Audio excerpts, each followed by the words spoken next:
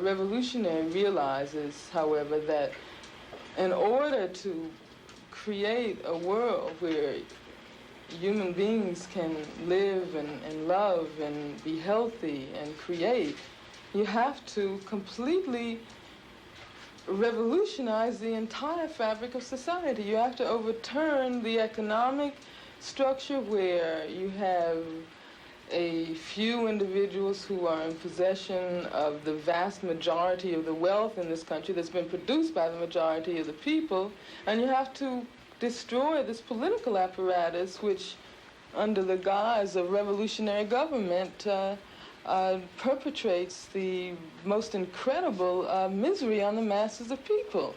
One of the interesting things about the term revolutionary is the fact that people, so many people, see it in the context of violence, that revolutionary means violence. Violence every day, every minute, at any given time, no matter what the circumstances. How do you view this in the context of violence? Well, of course, that's part and parcel of the same attempt to separate and isolate revolutionaries from the people. Of course, revolution does not mean violence in the sense that that's its defining characteristic. Yet there are those who see it that way. Well, that's done in a very conscious manner to mislead people and to lead people to, for instance, equate a progressive socialist revolution with fascism. During the time that I was out in the streets and speaking throughout California, I found it incredible how many people defined socialism or communism as if it were the Third Reich. Yeah. Certainly, of course, though, in the history of revolutions, and not only socialist revolutions, but bourgeois democratic revolutions also, the American Revolution, for instance, you have had the occurrence of violence as a means of seizing power from the oppressor. But why? Yeah. This is because the oppressors have failed to acknowledge the fact that the people were right and that the people had the right to control their lives and to control their destinies. And they are the ones who always initiate the violence. If people are serious, fail to acknowledge the fact that the people were right and that the people had the right to control their lives and to control their destinies. And they are the ones who always initiate the violence. If people are serious about moving ahead to create a better society, then of course they should not allow themselves to be deterred simply because a few people at the top who are in possession usually of monopoly on violence decide that they're going to unleash all of their forces of oppression to stop them. Angela, the interesting thing I think that's emerged is your struggle with the Soledad brothers and your struggle with the Soledad trial. How did you get involved in this whole area of demonstrating and of speaking and of organizing for the Soledad brothers? I was invited in the spring of 1970 to attend a meeting that had been organized by some of the attorneys involved in the Soledad brothers case. The meeting was held in Los Angeles. I attended that meeting, and there I assumed the responsibility for doing a certain amount of organizing, primarily on the campuses, because I was at UCLA at the time, to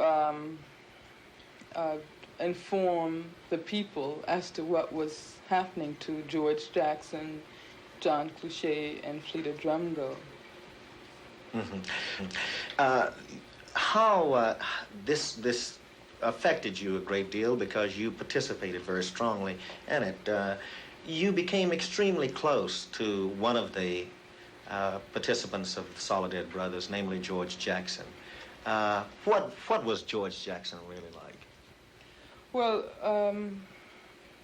I became very close to the members of George's family in the process of trying to organize around the Soledad Brothers Defense Committee, all of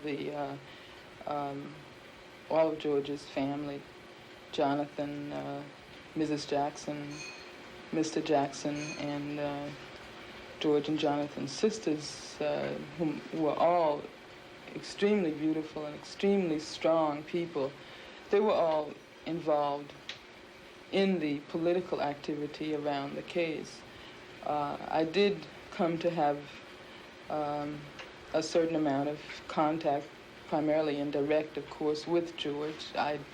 The only time I saw him was at a hearing I attended in Salinas. But it was almost impossible not to see the strength and the love that George Jackson had within himself, a love that expressed itself in a million different ways, a love for his people, a love for oppressed people, a love for all the people with whom he had any contact. All he used to call them all the innocents, all the people who had not already actively aligned themselves with the forces of oppression. Mm-hmm. Mm-hmm. I remember reading one of his letters. In fact, I read his book, but one of the letters where he said that he had no self, he had no image, he had no ears, no eyes. He went on to talk about this, but some of the most interesting letters were the ones that you and George exchanged. They were very moving letters. You've undoubtedly had some kind of understanding as people who were struggling together. Well, were there some common strings there that in the struggle that you felt very strongly about, you and George? Well, George was a revolutionary. George considered himself a communist revolutionary, and he felt that his revolutionary beliefs and the struggles that he had to wage were far more important than his own life. That's why he spent 11 years in prison for a crime that was, what was so it, $70? insignificant. $70. And if he had had at that time a good lawyer, and if racism had not been what it was, he never would have been in prison in the first place. Yeah. And that's what was so ridiculous about it. But it was not, I don't think that I would say that George was lacking in a personal image. That was one of the things that was so beautiful and so incredible about him, that he was able to perfectly merge his political life with his personal life. There was no conflict between the two, and the one was very much enhanced by the other. Within his political struggles, there was a very profound personal love and identity and solidarity with all his sisters and brothers, with all his comrades. Then every personal relationship he had was determined by and infused with the struggle for liberation.